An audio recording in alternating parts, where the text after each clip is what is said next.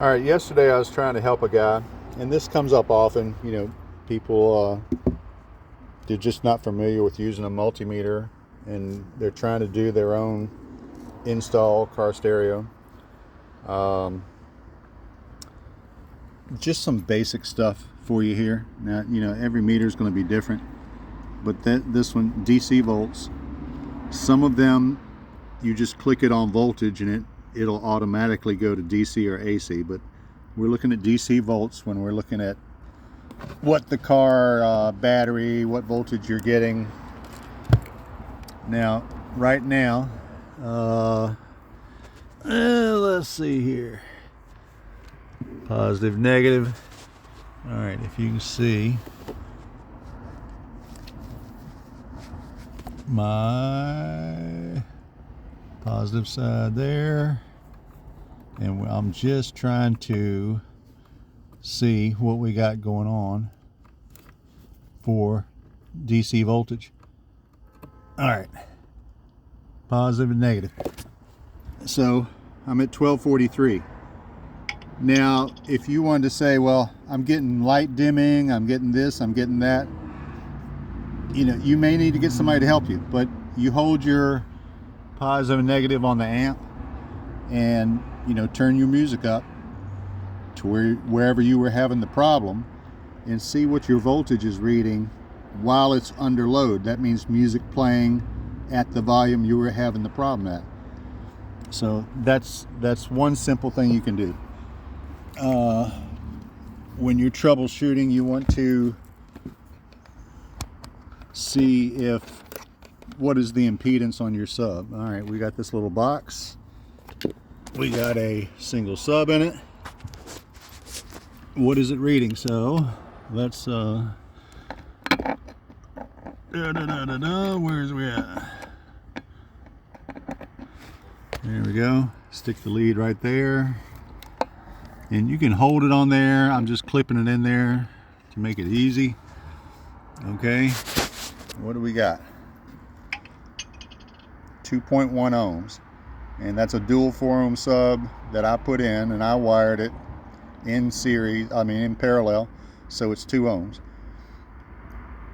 So we know we got 2 ohms there. Some guys are saying, well, I don't know if this is this or that is that, I don't know if my sub's working or not. Well, at least if you tested at your speaker terminals, what's going on at that point. Sometimes you'll have to, if you don't know, you didn't put it in there, or something was working and now it's not. If you get a oddball reading there, meaning I knew I had a dual 4 ohm sub in there, and I had it wired in parallel to 2 ohms, and it's reading 0.5 or something like that. Okay, you're gonna have to pull the sub out.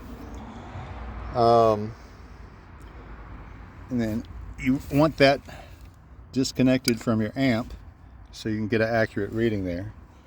Now, when we go back to, and that was on ohms, you see that little symbol right there? That's ohms. That's how you read the ohms of your coils of the subwoofer.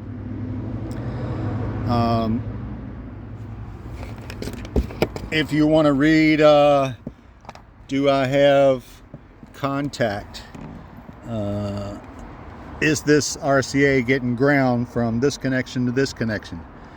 Well, you can do that two ways. Let's see if I can prop this up.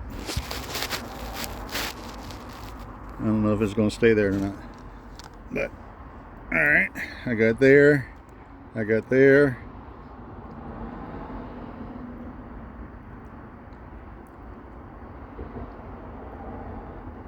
it's all over the place, but it's reading that it's making contact on ohms. And see that little plus and minus right there?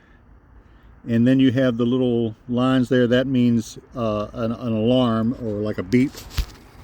That's for if it's making some kind of contact, it's going to beep. So if we go there,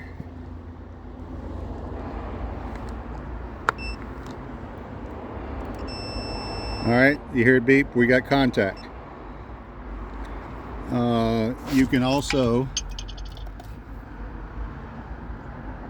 check it from the center pin of this side to the center pin of this side, you know, to see if you have contact center to center. That's positive. You can also check it from the outside to the center pin. You should have no contact, because if you do, that's a short.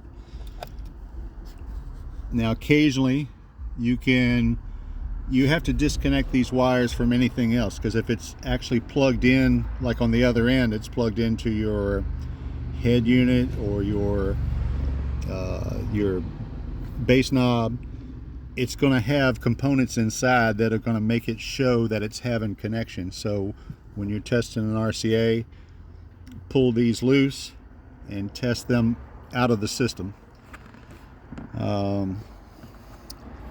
You know, just very basic stuff just to help you, you know, when you say I don't know what my voltage is, well, you know, you need to find out.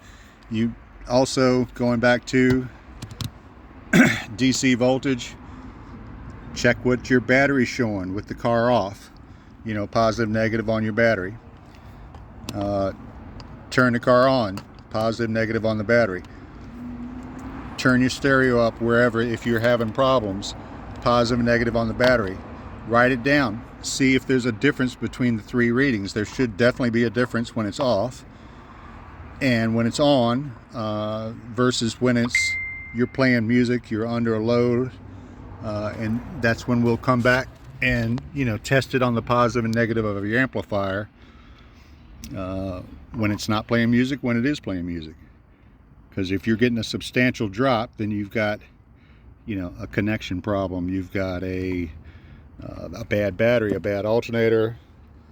You know, it could be several things, but at least you know what's going on, because you've got a meter and you know what your voltage is, and you can start troubleshooting. So anyway, that's it. Have a good day.